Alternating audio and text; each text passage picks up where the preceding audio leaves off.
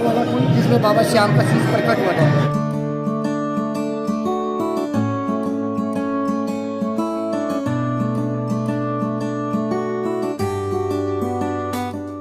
Hello friends, अभी मैं हूँ उस मंदिर पर जो कि इस समय राजस्थान में सबसे ज्यादा प्रसिद्ध है। जी हाँ, बिल्कुल, मैं हूँ इस समय खाटू श्याम मंदिर पर।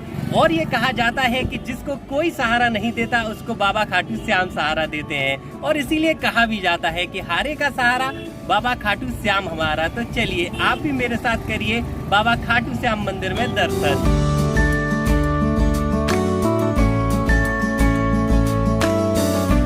मैंने अपनी ये जर्नी माँ यमुना जी का आशीर्वाद लेकर पुरानी दिल्ली रेलवे स्टेशन से शुरू की। तो फ्रेंड्स, अभी मैं हूँ ओल्ड दिल्ली रेलवे स्टेशन पर, और यहाँ से मैं खाटू श्याम मंदिर तक जाने के लिए जो ट्रेन ले रहा हूँ वो है सैनिक एक्सप्रेस। ये ट्रेन मुझे खाटू श्याम मंदिर के नज़दीकी रेलवे स्टेशन रिंगस स्टेशन पर उतारेगी, और उसके बाद 18 किलोमीटर की दूरी पर खाटू श्याम मंदिर स्थित है, तो मैं वहाँ पे दर्शन प्राप्त कर सकता हूँ। तो चलिए आप भी इंजॉय करिए मेरे साथ ये जर्नी। श्री खाटू श्याम जी का मंदिर हिंदुओं का एक लोकप्रिय तीर्थ स्थल है जो कि राजस्थान के सीकर जिले में स्थित है। यदि आप दिल्ली से अपनी यात्रा शुरू कर रहे हैं तो सबसे पहले पहुंचना होगा आपको रिंगस नामक कस्बे तक।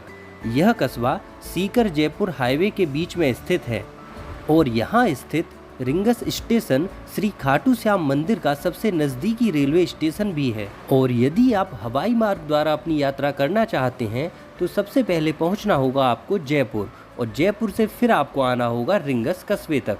जयपुर से रिंगस स्टेशन तक आप बस या फिर ट्रेन किसी भी माध्यम से आ सकते हैं। जयपुर से रिंगस की दूरी लगभग 80 किलोमीटर की है।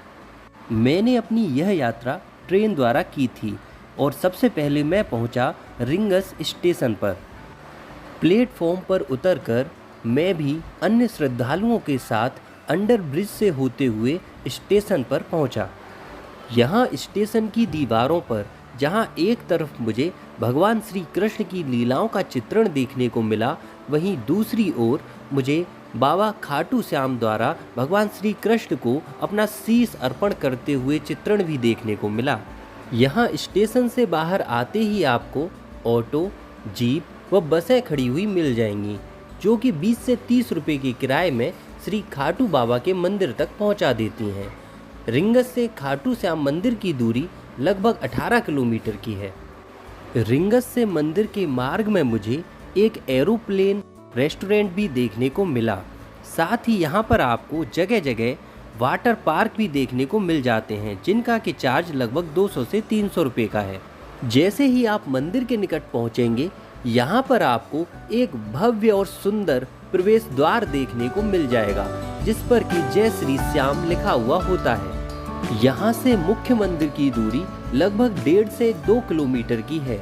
कुछ भक्त यहाँ से पैदल यात्रा शुरू करते हैं, साथ ही कुछ श्रद्धालु ऐसे भी होते हैं जो रिंगस से ही पैदल अपनी यात्रा करते हैं।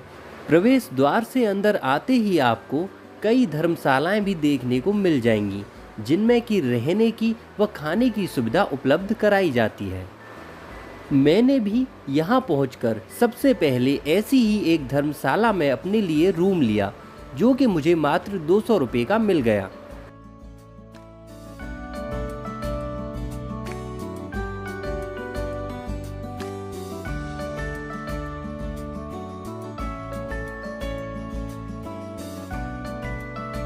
रूम पर थोड़ी देर रेस्ट करने के बाद मैं मंदिर जाने के लिए तैयार हो गया। तो फ्रेंड्स, अभी मैं पहुंच चुका हूं अपने रूम पर, और ये रूम मैंने मात्र 200 रुपये का लिया है। थोड़ा कम बजट का लिया है, नॉन एसी रूम है ये। आप चाहें तो एसी रूम भी यहाँ पर ले सकते हैं, वो भी इजीली अवेलेबल हो जाते हैं। और यहाँ पर काफ़ी सारी धर्मशालाएँ हैं, तो आपको रूम्स के लिए यहाँ पर कोई प्रॉब्लम नहीं आने वाली। तो चलिए अब चलते हैं दर्शन के लिए। प्रवेश द्वार से आगे ही आपको प्रसाद की व बाबा श्री खाटू श्याम के झंडे की दुकानें भी देखने को मिल जाएंगी। साथ ही यदि आप अपनी गाड़ी से आते हैं तो यहाँ पर पार्किंग की सुविधा भी उपलब्ध कराई जाती है। मंदिर के मार्ग में जो दुकानें सजी हुई होती हैं, उनकी खूबसूरती वाकई में देखने लायक होती है। बाबा खाटू श्याम का संबंध महाभारत काल से बताया जाता है। ये पांडपुत्र भीम के पुत्र घटोत्कच के पुत्र थे। बाबा श्री खाटू श्याम को उनके रिश्तेदार व घर वाले बचपन में बर्बरीक नाम से पुकारते थे, जो कि उनके घुंघराले बालों के कारण नाम रखा गया था। साथ ही बाबा को श्याम नाम भगवान श्री कृष्ण ने दिया था। कहा जाता है कि घटोत्कच व उनके पुत्र बर्बरीक दोनों को उनकी वीरता और शक्तियों के लिए जाना जाता था। जब कौरव और पांडवों के बीच युद्ध होना था, तब बर्बरीक ने युद्ध देखने का निर्णय लिया था। जब भगवान श्री कृष्ण ने उनसे पूछा कि वो युद्ध में किसकी तरफ हैं, तब उन्होंने कहा था कि जो पक्ष हारेगा वो उसकी तरफ से लड़ेंगे। ऐसे में श्री कृष्ण युद्ध का परिणाम जानते थे और उन्हें डर था कि ये कहीं पांडवों के लिए उल्टा न पड़ जाए। बर्बरीक को महादानी भी कहा जाता था।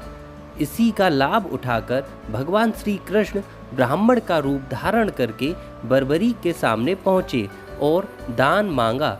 बर्बरीक से दान में उन्होंने शीश मांग लिया। बर्बरीक भी भगवान की लीला समझ गए और उनको दान में शीश दे दिया, लेकिन आखिर तक उन्होंने अपनी आंखों से युद्ध देखने की इच्छा जाहिर की। श्री कृष्ण ने इच्छा स्वीकार करते हुए उनका सिर युद्ध वाली जगह पर एक पहाड़ी पर रख दिया। युद्ध के बाद पांडव लड़ने लगे कि जीत का श्रेय किसको जाता है। इसमें बर्बरीक कहते हैं कि श्री कृष्ण की वजह से उन्हें जीत हासिल हुई है। श्री कृष्ण इस बलिदान से काफ़ी खुश हुए और उन्हें कलयुग में श्याम के नाम से पूजे जाने का वरदान दे दिया।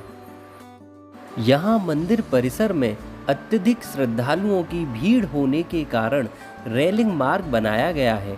आप भी इसी रेलिंग मार्ग द्वारा मुख्य मंदिर तक पहुँच सकते हैं। यहाँ मंदिर परिसर की छत पर श्रद्धालुओं को गर्मी से राहत देने के लिए पानी के फुब्बारे भी चलते रहते हैं। मंदिर मार्ग में श्रद्धालु बाबा के जयकारे और भजन गाते हुए भी दिख जाते हैं।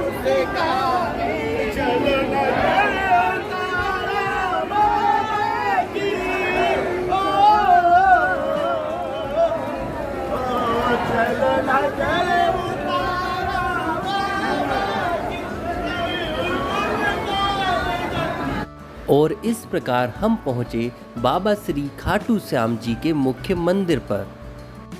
यहाँ मंदिर परिसर में वीडियो व फोटो खींचने के लिए मना किया जाता है।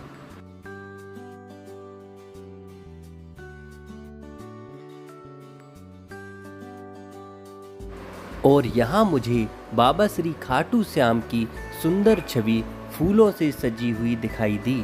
मंदिर परिसर में दर्शन के बाद सीढ़ियों से ऊपर होते हुए बाहर आते हैं। मंदिर में दर्शन के बाद फिर मैं वहां से 500 मीटर दूर स्थित श्री श्याम कुंड पर पहुंचा और यहाँ पर मुझे बाबा के एक ऐसे भक्त से मिलने का अवसर मिला जो कि पिछले कई वर्षों से लगभग प्रत्येक माह यहाँ पर बाबा के दर्शन के लिए आते हैं। ये देखो, ये है श्याम कुंड। ये इसकी मान्यता है, यहाँ कोई भी नहाता है तो शरीर में कोई रोग दोष कष्ट वगैरह कुछ भी ऐसी चीज़ नहीं रहती। ये पानी में अमृत है। ये आदमियों के लिए है स्पेशल जी। इसके बाद मैं आपको वो दिखाऊंगा जो सीधी औरतें नहाती है जिसमें। अच्छा, महिलाओं के लिए अलग है? अलग है। इसमें दोनों नहा सकती है, लेकिन वो सिर्फ महिलाओं के लिए। ये जो है महिलाओं वाला कुंड, यहीं बाबा श्याम खाटू वाले का शीश प्रकट हुआ था। अच्छा। और यही वो जगह है जहाँ से आपके गौशाला से गाय आके बाबा श्याम को शीश को दूध पिलाया करते। इसमें आप नहा सकते हो, हाथ पैर धो सकते हो बाकायदा। इसमें नहाने से आपके सारे शरीर के रोग दोष कष्ट वगैरह सब दूर हो जाते हैं। बिल्कुल दूर हो जाते हैं।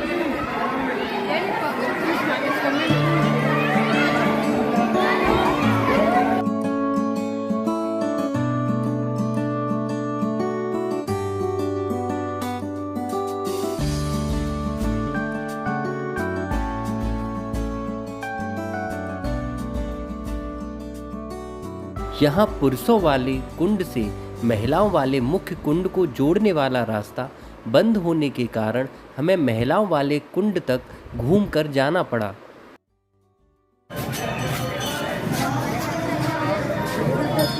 तो वो जो श्याम कुंड था वो पुरुषों के लिए था, अभी ये रास्ता महिलाओं वाले महिलाओं के श्याम कुंड लिए के लिए आ रहा है। बिल्कुल।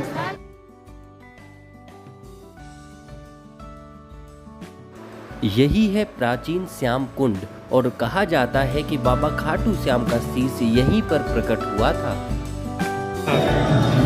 ये वो कुंड है महिलाओं वाला कुंड जिसमें बाबा श्याम का शीश प्रकट हुआ था। अच्छा, ये मुख्य कुंड है ये वो कुंड है, मैन कुंड है ये। यहाँ से ही पानी पुरुषों वाले कुंड में छोड़ा जाता है।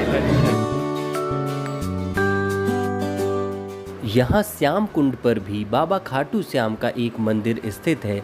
यहाँ पर दर्शन प्राप्त करके मैंने अपनी यह यात्रा पूर्ण की और मैं वापस अपनी धर्मशाला पर आया। धर्मशाला पर भोजन की भी व्यवस्था उपलब्ध थी। मैंने थोड़ी देर विश्राम किया और फिर भोजन किया। भोजन के लिए जो थाली थी उसका मूल्य मात्र 80 रुपये था और खाने की क्वालिटी भी अच्छी थी। और इसके बाद मैं चेकआउट करके मुख्य प्रवेश द्वार पर आया। यात्रा में कुल कितना खर्चा हुआ ये जानने से पहले यदि आप चैनल पर नए हैं तो चैनल को सब्सक्राइब करके अपनी हाजिरी जरूर लगाएं। यदि आप अपनी यात्रा दिल्ली से कर रहे हैं तो ट्रांसपोर्ट में जो कुल मिनिमम खर्चा आएगा वो 700 रुपये। यदि आप एसी ट्रांसपोर्ट का उपयोग करते हैं तो यह खर्चा 1400 रुपये का आएगा। यदि आप रूम सामान्य लेते हैं तो 200 रुपये, वहीं यदि एसी रूम लेते हैं तो यह 800 रुपये के लगभग आएगा। साथ ही खाने का प्रति व्यक्ति खर्चा 200 रुपये व अधिक से अधिक 300 रुपये का आएगा। इस प्रकार आप कुल 1100 रुपये कम से कम और अधिक से अधिक 2500 रुपये में अपनी पूरी यात्रा कर सकते हैं।